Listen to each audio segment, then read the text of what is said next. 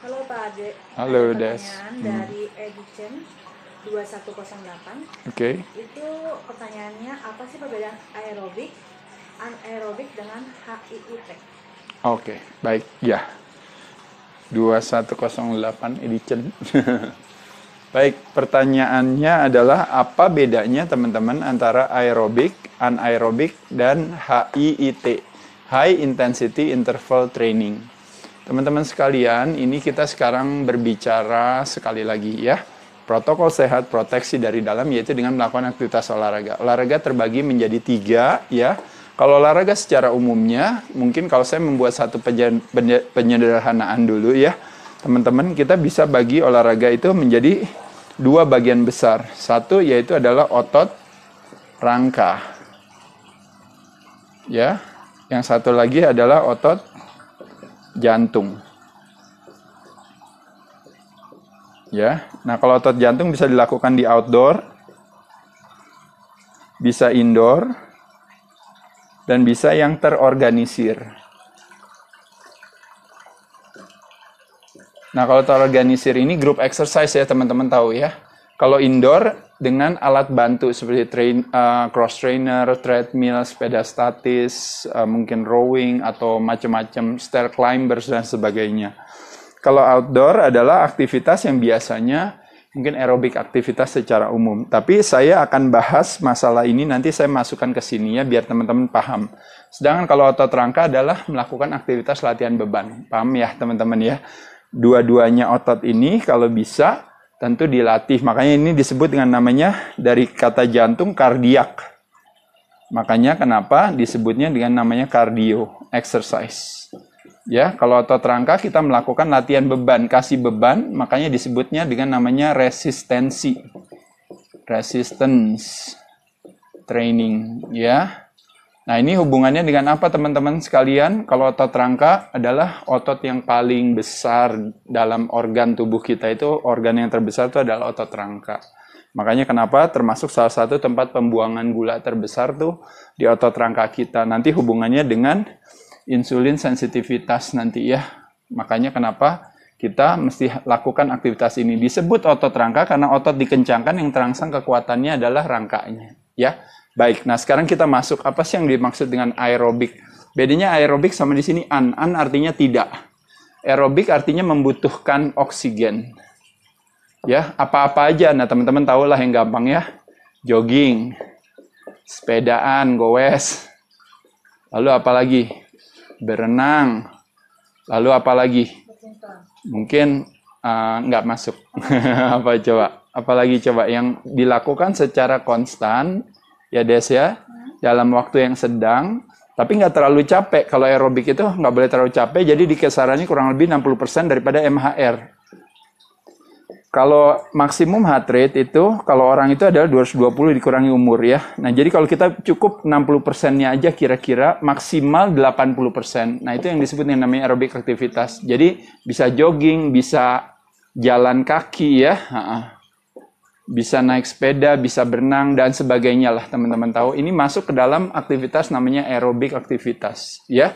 Jadi membutuhkan oksigen. Nah, di dalam situasi ini badan akan menggunakan lemak sebagai sumber tenaga. Nah, kortisol kalau kita berbicara stresnya, levelnya kita tuh sangat rendah di sini. Karena kita masih bisa gerak, masih bisa jalan, masih bisa ngomong, masih bisa aware semuanya.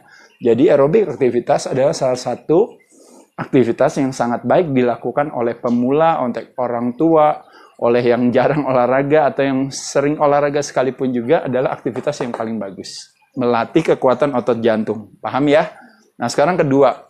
Anaerobik itu adalah apa? Nah, ini yang tadi Desi bilang. Badminton, misalnya. Spinning, misalnya. Lalu apa lagi? Misalnya futsal. Mungkin bisa jadi basket, misalnya. Tapi di sini saya mau kasih catatan dulu sama teman-teman. Kalau badmintonnya rileks santai, mungkin bisa jadi nggak ada masalah. Tapi yang terjadi kenapa di sini disebut anaerobik gitu? Karena biasanya ketika kita melakukan aktivitas ini cenderung kita ada apa? Nih coba saya kasih tahu. Apa nih artinya Des? Ngos-ngosan.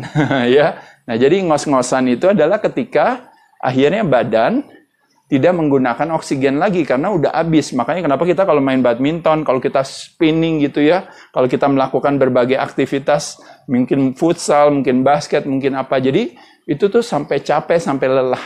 Nah, ketika sampai capek, sampai lelah, pada saat itulah makanya tidak terjadi, artinya badan menggunakan sumber tenaga lain. Nah, dalam hal ini yang terjadi teman-teman adalah apa kalau teman-teman tahu? Yang terjadi adalah badan nanti akan pakai sumber energi lain. Nah, salah satunya kalau teman-teman pernah dengar yang namanya gluconeogenesis, yaitu adalah ototnya akan memecah dirinya untuk memberikan energi tenaga pada dirinya. Nah, kebanyakan juga, kadang-kadang juga kalau di sini juga masuk juga namanya maraton ya. Jadi biasanya ini udah ngelebihin daripada 80% MHR. Nah, perbedaannya di sini ya, teman-teman tahu ya. Nah, pada saat itu makanya kenapa udah lebih ngos-ngosan dan sebagainya. Otomatis di sini terjadi apa? Kalau terjadi stres, itu yang disebut namanya kortisolnya meningkat. Nah, kortisol yang meningkat di sini akhirnya tidak memungkinkan kita membakar lemak, tapi malah bakar apa? Bakar otot. Bukan berarti ini semua salah loh ya, teman-teman, nggak salah juga. Tapi ini saya cuma mau kasih tahu secara teoretis saja. Ya, bukan berarti ini nggak bakar lemak juga, ini bisa bakar lemak juga.